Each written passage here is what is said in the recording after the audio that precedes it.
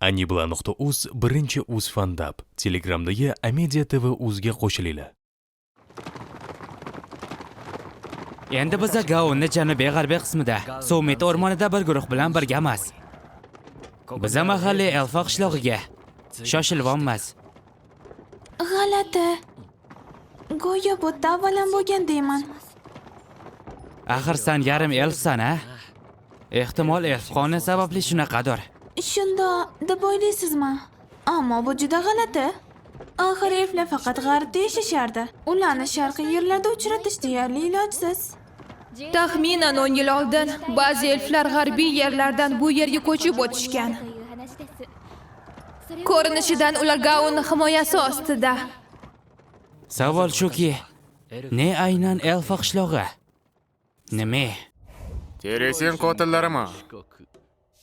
Hozirgacha Teresen ularni qora shamolga aloqasi yo'qligini ta'kidlab kelishadi va doim jim yurishadi.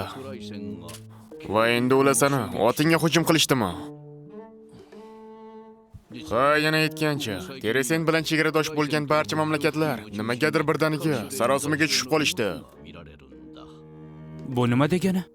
Teresen va qo'shni Gaon davlati o'rtasida kichikroq to'qnashuv sodir bo'lgan. Lekin baribir ham o'ta jiddiy vaziyat bo'lmagan. Ular ayniqsa yurtlarning tinchligining ramzi bo'lgan Pars bilan aloqa qilishni istashmadi. Qolaversa qishloq xo'jaligi markazi Taraji bilan. Ammo endi Majburiy qidiruvlar, qullar oldi sotsa. menimcha ko'rinishidan Teresenning siyosiy vaziyatida nimadir o'zgargan. Ularni bizga hujum qilish ehtimoli o'ta yuqori. Demak, urush bo'ladimi? Albatta, bu meni shaxsiy taxminlarimdan biri xolos. Ammo baribir ham bu narsa ehtimoldan yiroq emas. Agar hujum qilganlar rostini aytgan bo'lsa, Teresen ayg'oqchilari yana kelishlari ham mumkin. Ha, yana aytgancha, senga juda ham muhim bo'lgan topshiriq beraman.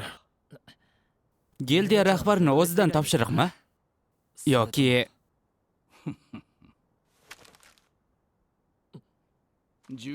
Hayvonlar shohi Gaondan, Leonhard Gaon. U sen bilan shaxsan o'zi uchrashmoqchi. Darajali imtihonda omad tilayman. U senga kerak bo'ladi. o'ylab ko'ringlar, qanday sharaf qirolni o'zi daraja ko'tarish imtihoniga taklif qilsa. Ajoyib kalaka. Demak, S darajalini olish uchun qirolning roziligi ham talab qilinadi. Ha, kamida ikkita. Leo, qirolicha Tsubaki bilan Torajida gaplashdi, u roziligini aytdi. Uni barcha maqtashlari qirol Leonardga yetib kelganga o'xshaydi. Qiziq, u nimaga shaxsan uchrashmoqchi ekan? Ularni mamlakatida yoshlikdan sayohatga chiqish va jang qilishni o'rganish odat tusiga kirgan va shunday qilib S darajali yollanma askarga aylanishadi. Bu juda kuchli degani. Qirol, sen biror bir narsa o'ylab qo'ygansan, to'g'rimi? Yo'q, albatta. Yo'q, u bilan jang qilish yoki ko'taga tepish qanchalik zavqli bo'lishini xayolimga ham keltirmadim. Demak, u shunchalik kuchli bo'lsa, xohlagan narsasini qila oladi, to'g'rimi? Ammo biz qishloqni kutilmaganda paydo bo'lgan S darajali yollanma askarmiz. Ko'rinib turibdiki, bunda Traysonning qo'li borligi aniq bo'lib turibdi. Shunaqa ekan, o'zimizdan ushlab turmaymiz. Qo'linglardan kelgancha harakat qilinglar. Ha, Albatta. juda ham ajoyibsan, xo'jayin. Shunga qaramay himoyani ham unutmaslik kerak. Albatta, axir to'satdan hujum qilib qolishlari mumkin. Bu elflar. Men qirol Leonard Gaonni buyrug'i bilan botga keldim. Men yollanma askar, kelmayman. O'q uzishni to'xtatinglar. Qirol Leonhard, rostdanmi? Menimcha xat haqiqiy.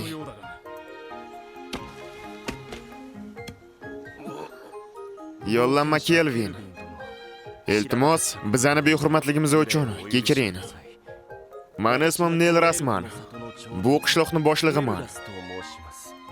U bu yerda oqsoqolimi? Juda yoshga o'xshaydi. Chunki u elfda. Qirol Leonhard sizlar haqida menga aytgandi. Botga kelganingiz uchun kattakon rahmat. Lumel, sen o'lib ketmaganmiding? Lumil?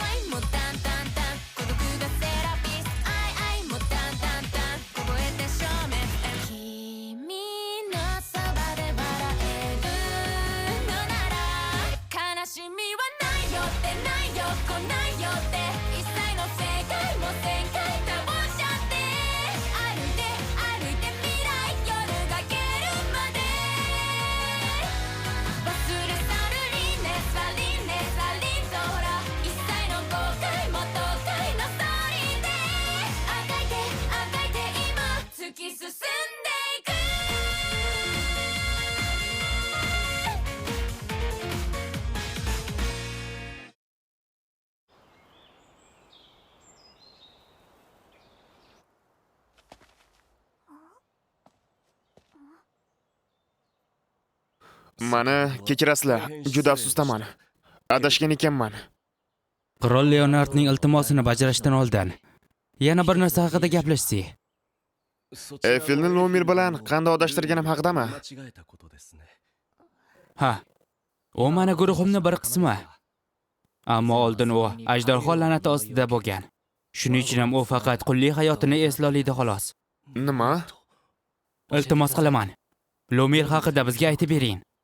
Ehtimol shu orqali biz Eyfelni qayerdan kelganini aniqlay olarmiz. Tushunarli. Bu voqea 20 yil oldin sodir bo'lganda G'arbiy o'lkadagi chakalezorlarda tinchgina yashardik. Toki bizga o'sha dahshatli olovli ajdarho hujum qilmaguncha barcha ajdarholarning qiroli u bizdan bitta elfni berishimizni talab qildi. Agar bermasak, qishloqni yo'q qilib yuborish bilan tahdid qildi. Uni nimadan bunchalik g'azablanganini bila olmadik. Axir, u bilan bizning o'rtamizda hech qanaqa urushlar bo'lmagandi. Lekin uni g'azabi juda dahshatli edi. Qishloqning yarim aholisi hech nimani bilmagan holda o'lib ketishdi. Men esa oyog'imni yo'qotdim. Lekin bizning baxtimizga oramizdan biri u bilan jang qilishga qaror qildi.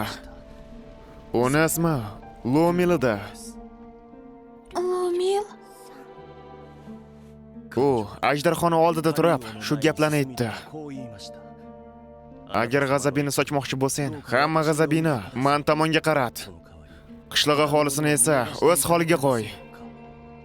Shunda ajdarho unga qarab, "Sen meni izlayotgan elfmassan, ammo meni xotinim bo'lishga rozi bo'lsang, hamma shartlaringni qabul qilaman." Lumil uning shartlarini qabul qildi. Ajdarho esa uni olib ketdi. U juda ham jasur bo'lgan ekan. Qolaversa, mehribon va go'zal edi. Demak, ajdarho uchib ketgach, tahdidlar tugagan. Va keyin barchangiz g'arbiy yerlarni tark etgansizlar. To'g'rimi? Ha, shunaqa. 1-2 yil o'tgach, aniqrog'i 2 yil. Biz Lumilning jasadini o'rmondan topdik. Unga nima bo'lganini bilmaymiz. Biz Lumilning o'limidan keyin ajdarho yana qasos olish uchun qaytadi deb qo'rqdik. Aynan shuning uchun ham g'arbiy yerlarni tark etib, mana shu otlarga keldi. Agar sen Lumilga juda o'xshasang, demak u seni onang bo'ladimi? Demak, seni ota-onang Eyfel, Lumil va olovli ajdarho ekandi. Yo'q, bunaqa bo'lish mumkin emas. Yarim elflar, elf va odam o'rtasidagi aloqadan tug'iladi. Ajdarho qoni esa juda ham kuchli. Ammo Lumil Eyfelni onasi bo'lishi mumkin. Mani kechirasizlar. Men bundan ortiq hech nimani bilmayman. Yo'q, qo'ysangizchi. Sizdan juda minnatdorman, Nelros. Ota-onam haqida hech narsa esimda yo'q. Ular uzoq vaqt oldin ketishgan. Ammo o'tmishda nima bo'lgani ahamiyat yo'q. Muhimi hozir. Endi meni do'stlarim va xo'jayinim bor. Men hozir ham o'z sevimli oilam bilanman. Ko'ryapmanki, sana ajoyib do'stlaring ko'p. Doim baxtli bo'l. Ha, Eyfel. Sara. Men ham sizni yaxshi ko'raman, Eyfel opa. Senda ajoyib do'stlar bor ekan. Men ham sen bilanman. Sen bilanman. Ha, Rahmat. endi asosiy ishga o'tsak. Yaxshi. Qirol Leonard aytishicha, qandaydir yangi yirtqich hayvon qishloqqa hujum qilib, mahalliy aholini o'g'irlab ketayotgan ekan. Ha, shunaqa. Biz o'rmonga harakatlanishni qiyinlashtiradigan to'siqlar qo'yib chiqdik. Ammo baribir ham yirtqich hayvonlar qishlog'imizni osongina topishyapti. Ba'zi qobiliyatlilar bunaqa to'siqlarni olib tashlashi mumkin. Axir biz ham bu yerga osongina kela oldik. Ular bir necha marta bizning qishlog'imizga kelishdi. Ammo baribir ham bu hujumdan ko'ra odam o'g'irlashga ko'proq o'xshardi. Chunki o'ldirmasdan o'g'irlab ketishdi. Odatda yirtqich hayvonlar kuchsiz va to'da bo'lib yurishmaydi-yu. Qo'shilaman, bizga qarshilik qildik, ammo baribir ham kuchimiz yetmadi. Qolaversa, Gaon askarlari ham muvaffaqiyatsizlikka uchrashdi. Xavotir olmang, chol. Biz ularni to'xtatish uchun shu yerdamiz. Ha, biz sizni himoya qilamiz. Men ham harakat qilaman. Men ham qo'limdan kelgancha yordam beraman. Hammalarga kattakon rahmat. Xo'sh, kelinglar ishga o'tamiz. Sizdan qishloqning himoyasini qayta ta'mirlashni so'ramoqchiman. Qayta ta'mirlash? Ha. Agar ruxsat bersangiz, qishlog'ingizga qayta mahlular yaqinlashmasligiga va'da beraman. Men roziman. Nima ish qilish kerak bo'lsa, shuni qilinglar. Kattakon rahmat. Bu oddiy tizovdan jiddiyroq bo'lishi aniq. Dushmanlarga achinmayman. Ha, ishga kirishish vaqti keldi.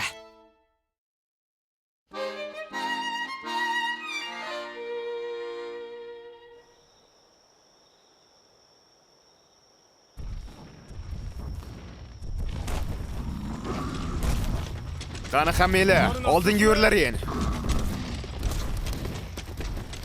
Komandir, ko'rinishdan o'tdi. Hech qanaqa qo'rqishlar yo'q.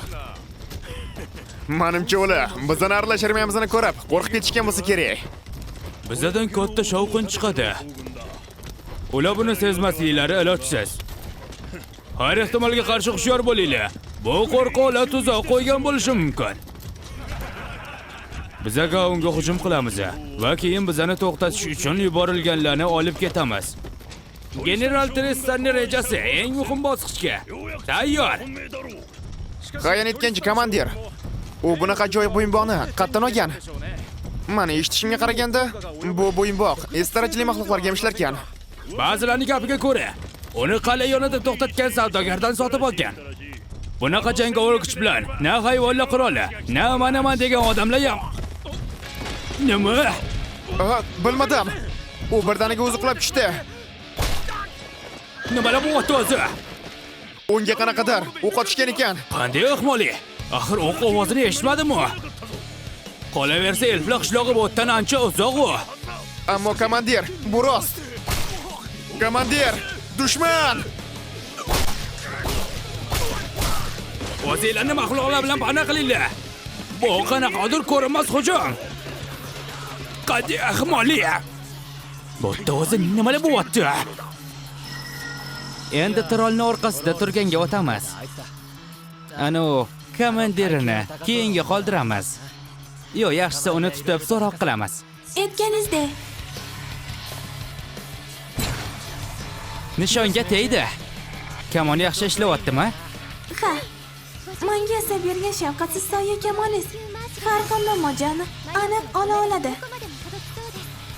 Qo'shimchasiga juda shovqinsiz. Va bu minorani adamant rampart mahoratim yordamida qurdim. Menni yolg'on tumani yordam berdi. Uni sehri orqali qishloqni begonalardan yashira oldi. Endi hammasi yaxshi. Qo'shimchasiga devorlarni oldingiga qaraganda ancha mustahkamladim. Handaklardagi suv endi Serani qora sehri orqali yanada samarali bo'ldi. Endi dushmanlar yaqinlashsa ham ichkariga kirisha olmaydi. Bu safar men qorovullik qildim. Mayli, omad yigitlar.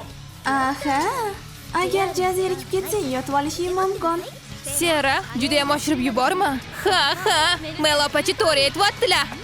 Ularni komandirini tirik qo'lga olishimiz kerak. Albatta iloji bo'lsa. Eng muhimi qishloqni himoya qilishdir. Va o'rmonga zarar bermaslikka ham harakat qilinglar. Qani boshladik.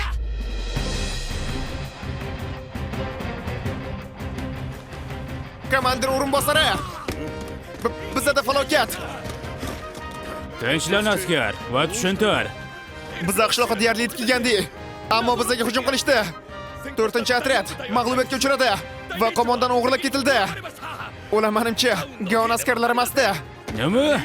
Agar bu Gaon bo'lmasa, unda kim Torachimi? Delamizmi? Ular askar emas, yo'llanma askarlar guruhiga o'xshaydi. Nima? Ularning kimligini bilmaymiz. Bizda biladigan ma'lumotlar, ularda faqatgina 3 ta ayol va soya bo'risi ham bor. Ularning hammasi aql bovar qilmas darajada kuchli, hattoki maxluqlar ham ularning oldida kuchsiz. Bizning kuchimiz ularga yetmaydi. Nima? Hozirda 5-otryad ular bilan jang qilyapti. Lekin ularni ham tez orada yengishadi. Demak, maxfiy qurol vaqti ketdi-de. Faqat shu orqali ularni yenga olishimiz mumkin. Qo'y, eshityapsizlarmi? Komandir o'rinbosari. U rostdan ham shu yerda ekan. Bu ularni qo'mondoni. To'g'rimi? Yo'lni ko'rsatib berganing uchun rahmat. Sani yordaming bilan bu yerga yetib kela oldik. Bu rostdan ham ulama. Hoy! Uyg'on! Ulkan lord! Bizga keraksan!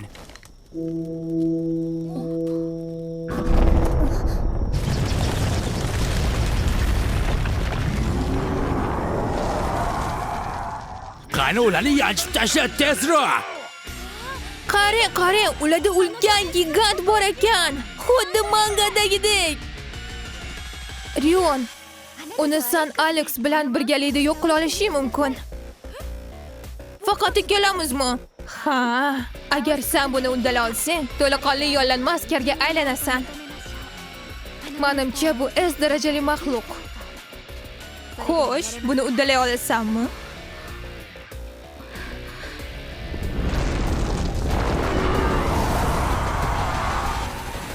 Gerard amakim va kelakam menga har kuni qilichdan va sehrdan qanaqa foydalanishni o'rgatishdi. Bu qo'limdan keladi. Men har doim sizlarning yordamingizga qarab qola olmayman. Men hammani o'zim himoya qilmoqchiman. Buni uddalay olamizmi, Alex?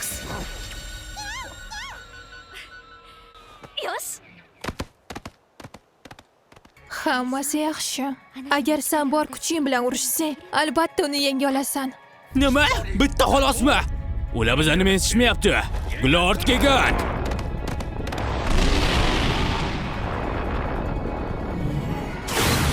Qani olqa, Alex.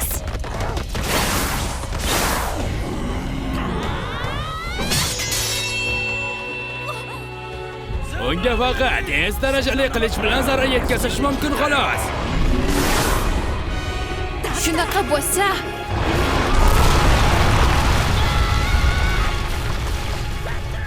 nasibingni ol. Ajoyib. demak oddiy harakatlashish bermaydi. Agar u menga tegsa, men aniq o'laman. Ammo agar sen buni uddala olsang, to'laqonli yollanma askarga aylanasan. Kloto, menga yordam ber. Alex, sanam. Kelinglar, bu safar bor kuchimizni unga ko'rsatib qo'yamiz. Ikkita qilich. Axir bunaqa mahoratga faqat qahramon ega bo'la olishi mumkin-ku. Shunaqami? Ammo bu mening mahoratlarim orasida birinchi o'rinda edi. Kelaka, Menga sehrli qilich qoraqon va soxta muqaddas qilichni yasab berdi. Qo'shimchasiga Alexga halokatli g'azabni berdi. Bizda ikkita qilichni ishlatmaymiz. Bo'ri va qiz birgalikda uchtasidan foydalanamiz. Chaqmoq qilichi. Qanaqasiga? Bitta kichkina meni o'ldirdimi? Uddaladik. Lord kelgan. O'zgarish vaqti keldi.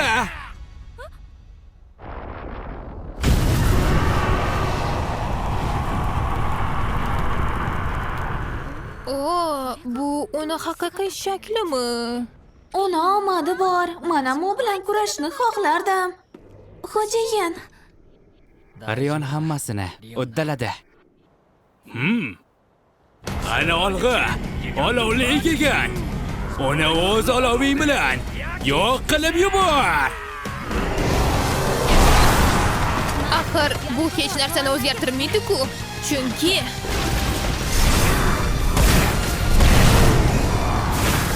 bu olov Efilopan oloviga nisbatan hech narsa emas.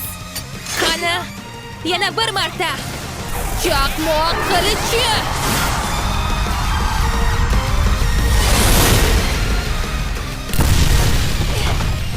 Bitta yosh bola aralash armiyani mag'lub qildimi? Traysonni armiyasi mag'lub bo'lganiga ishonmayman. Melopa, buni uddaladim. Barakalla. Sen ajoyib ishlading. Kel akam xursand bo'larmikinlar? Riyon uni yenga oldi. Ha, u judayam tez kuchga to'lyapti. Efil,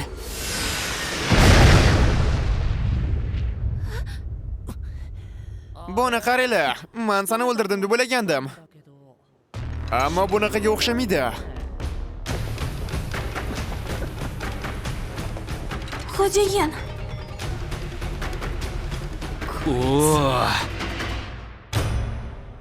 kuchli. 11-qism S darajaga ko'tarilish imtihoni. Ani bilan nuqta o'z ilovasi uchun maxsus ovoz berildi. Ovoz berdi Ani bilan studiyasi. Tarjimon Spektra. 見慣れない街の中に迷い込んだ気持ち